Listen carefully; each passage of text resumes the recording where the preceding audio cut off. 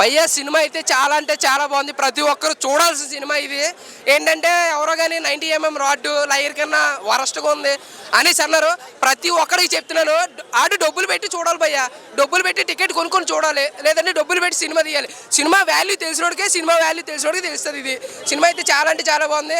ఫస్ట్కి దీనికి అసలు కంపేర్ చేసిన లేదు. సినిమా అయితే ఓవరాల్గా అయితే చాలా చాలా అంటే చాలా బాగుంది. ప్రతి ఒక్కరు చూడాల్సిన సినిమా ఇది. ఇందులో మంచి కామెడీ ఉంది, మంచి కంటెంట్ ఉంది, ప్రతి ఒక్కటి ఉంది. అంటే అక్కడక్కడ లాగ్ అనిపించినా సరే ఆలీ కామెడీతో ఎన్ని తుడిచిపోయాయి. సినిమా అయితే ఓవరాల్గా చాలా అంటే చాలా చాలా చాలా బాగుంది సినిమా. ప్రతి పార్ట్ 1కి దీనికి అసలు సంబంధమే లేదు. పార్ట్ 1 ఏంటి భయ్యా, పార్ట్ 1కి దీనికి అసలు సంబంధమే లేదు. కంటెంట్ డిఫరెంట్ ఉంది, స్టోరీ డిఫరెంట్ ఉంది. మళ్ళీ అయితే కంబ్యాక్ అయితే ఇచ్చాడు, పూరి కంబ్యాక్ అయితే ఇచ్చాడు ఖచ్చితంగా. కామెడీ వర్కౌట్ కాలేదంటే అది చూసి విధానంలో చూడాలి భయ్యా. మరి అంత లోపలికి వెళ్ళి వలగరగా చూడాలి కామెడీ అంటే ఉండదు. కామెడీ ఉంటుంది, దాన్నే మనం ఆహ్వానించి ఆస్వాదించాలి.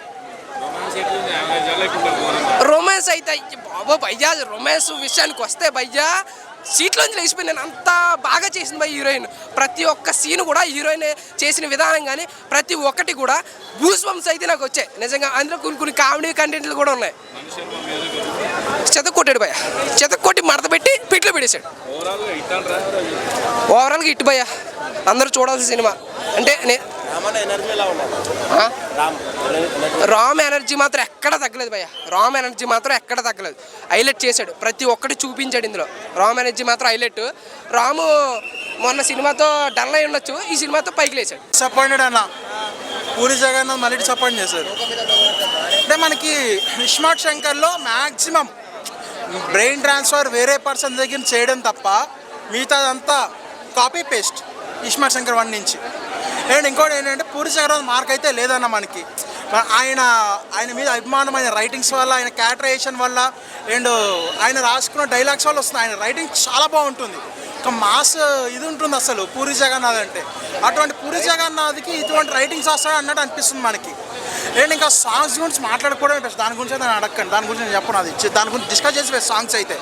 అండ్ సినిమా అంత ఒక ఎత్తు అయితే ఆలిగర్ కామెడీ ట్రాక్, మనకి ఈడియట్లో సినిమా అంత ఒక ఎత్తు ఉంటుంది, ఆలిగర్ కామెడీ ట్రాక్, ఇసుక కామెడీ ఒక ఎత్తు ఉంటుంది కదా. ఇట్లా కూడా అలా ఆలీ సెపరేట్ కామెడీ ట్రాక్ ఉంటుంది. సినిమా కంటే ఒక్క ట్రాక్ చాలా బాగుంది. కానీ బోకా గారికి ఎండింగ్ ఇవ్వాల పూరి జగన్నాథ్ గారు. ఆ బోకా గారు ఏమయ్యారో నాకు తెలియాలి. ఆయన పాజిటివ్ అయ్యారన్న బోకా గారే. సినిమా అంతా బొక్కే. అన్వాంటెడ్ సీన్స్ అయినా అన్వాంటెడ్ సీన్స్ బాగున్నాయి అన్న సినిమా కంటే. ఇస్మార్ట్ శంకర్ బాగుందా, డబుల్ ఇస్మార్ట్ శంకర్ బాగుందా? ఇస్మార్ట్ శంకర్ బాగుందన్న. క్లైమాక్స్ అయితే విలన్ని లేపేసి ఈ సంజయ్ దత్ గారిని పెట్టి కాపీ పేస్ట్ చేస్తారు. క్లైమాక్స్ అయితే లిటరల్లీ శివుడి దగ్గరే అక్కడ వర్కౌట్ అయింది. అక్కడ బ్యాక్గ్రౌండ్ మ్యూజిక్, ఎందుకంటే ఫస్ట్ టైం చూస్తాం కాబట్టి ఇస్మార్ట్ శంకర్ కాన్సెప్ట్ పూరి జగన్నాథ్ గారు బాగా ఎక్కింది అది జనాలకి. రామ్ యాక్టింగ్ బాగుంది. బట్ ఏదంటే 1లో కంటే 1 బాగుంది. రామ్ యాక్టింగ్ అయితే పూరి జగన్నాథ్ యూటిలైజ్ చేసుకోవాలి, 1లో రామ్ యూటిలైజ్ చేసుకున్నట్టు. అండ్ ఆ హీరోయిన్ అయితే గ్లామర్ కోసం ఉన్నట్టు ఉంది. ఇంకా బోకా గారు అంటే సేమ్ స్లాంగ్ అంతా మనకి ఇస్మార్ట్ శంకర్ 1లో ఎట్లా ఉందో, ఓల్డ్ సిటీ సార్ ఎట్లా ఉంటే మనకి చాప్రీ బ్యాచ్ అంటారు కదా చూడండి మనకి ఇన్స్టాగ్రామ్లో, అటువంటి స్లాంగ్ అన్న ఆ స్లాంగే ఉంది.